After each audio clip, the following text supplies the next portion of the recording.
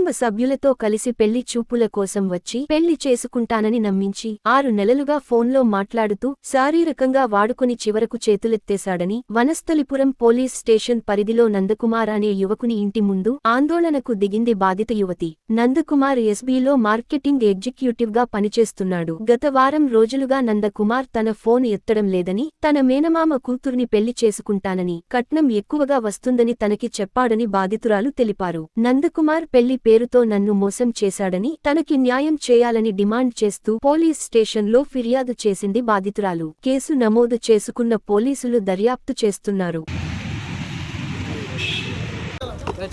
మా ఇంటికి వచ్చాడు సార్, సంబంధం అని చూసుకున్నాడు. వాళ్ళ అక్క, వాళ్ళ అమ్మ, వాళ్ళ నాన్న, వాళ్ళ అన్న, ఇంకా వాళ్ళ కాలనీ అతను ఒకడు వచ్చారు. 5గురు వచ్చారు. వచ్చి చూసుకున్నారు, వెళ్ళిపోయారు. వాళ్ళ అక్క నా నంబర్ అబ్బాయికి ఇచ్చింది, అబ్బాయి నంబర్ నాకు ఇచ్చింది. ఇద్దరికి నంబర్ షేర్ చేసింది.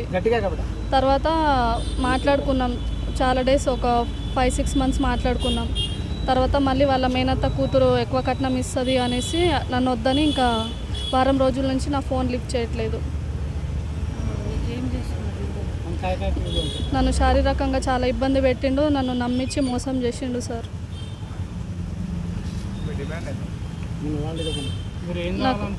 నాకు న్యాయం కావాలి సార్, అంతే.